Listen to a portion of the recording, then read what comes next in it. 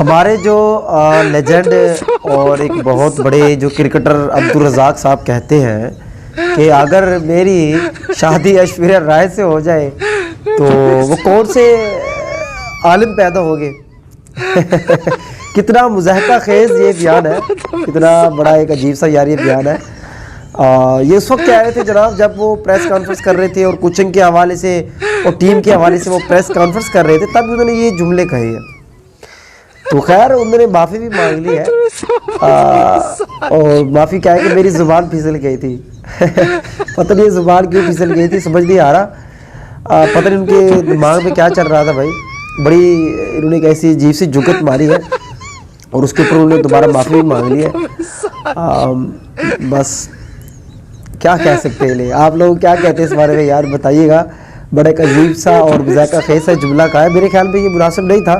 ہاں اگر